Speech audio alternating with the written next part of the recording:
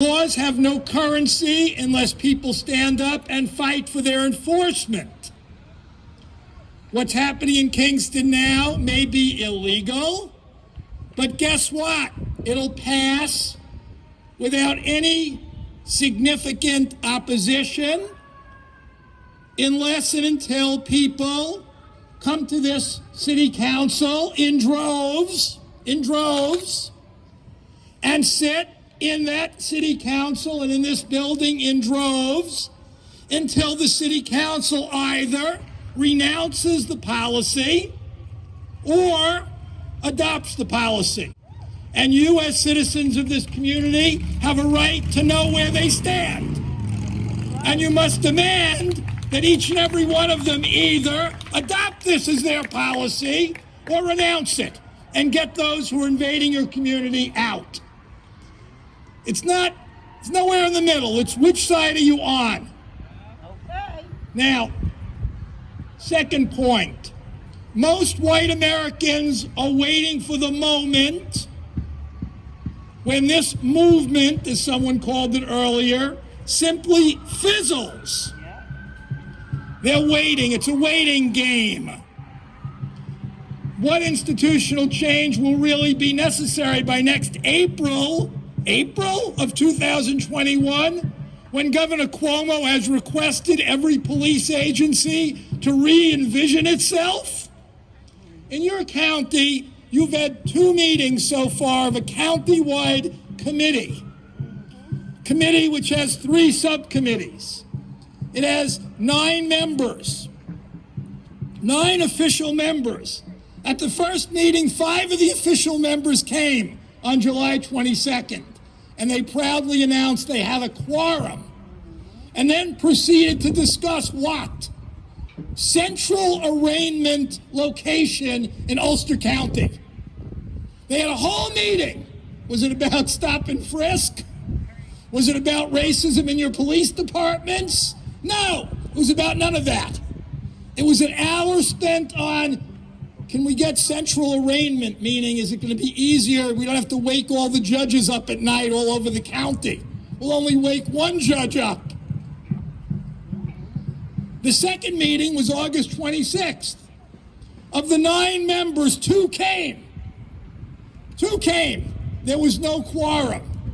Was there any discussion about what was happening in Kingston? Nothing. They're waiting. They're waiting. They're pacifying. Yep. And frankly, here we are. You had 3,000 people 2 months ago, and you have 125 or 50 people tonight. They're waiting, and they're winning by waiting. So here's the deal, third point. Anger, as the sort we heard from the first speaker, intensity, anger, and persistence are the only way this is going to change. Not only here, throughout the valley and throughout the country. It's not about expletives. It's not about any of that.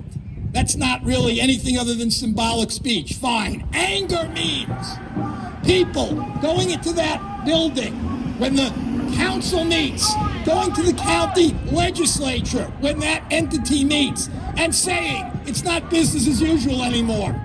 It can't be business as usual anymore, because any moment in any day, given the policies of stop and frisk, there will be another Breonna Taylor here in Kingston. Undoubtedly. Undoubtedly. So it's a question of mobilizing that anger, making yourselves concrete, being everywhere that counts, and building numbers. And frankly, and you're going to hear truth, as far as I'm concerned, you don't see many of the people affected standing around here. That's right. You don't see them. Where are they? And they've got to come and be emboldened and believe that advocacy of some sort can make a difference. If they don't believe that, they'll be victims and victimized. They need to be here with us. That's right. But that doesn't dismiss the fundamental point. that it's people whose color of skin is like mine who have the fundamental responsibility at this point, because we have built the racist system, we benefit from the system, we're empowered by the system, and if we don't change the system, it will not change. And how many lives have to be lost till religious leaders in this country start speaking out? In the 1960s, which I can remember like it was yesterday, the movement was not just led by Dr. King, but who was Dr. King? He was a minister. And there were ministers, black and white, all over the country, standing up for principles of racial equality. Where are they now? Have they fallen asleep? The white ministry in this country, the rabbinical courts in this country are silent to issues of conscience. Shame on them. Shame on them. The business community, where are they? Where are the labor unions? This is an issue which has to bring all Americans of goodwill together, not one group, not just the young. This is our cross to bear. So we all know what stop and frisk is. I don't have to give you any legalities about it. We all understand that if there's no reasonable suspicion, let alone probable cause, you cannot just stop people based on a demographic profile. But we also know that regardless of its illegality, it's pervasive. So the courts can be utilized, but the courts are not the answer. What answer is a 2 or 3 year civil rights suit when this is going on in the streets every day? The answer is accountability by elected officials, or get them the hell out of office. Thank you.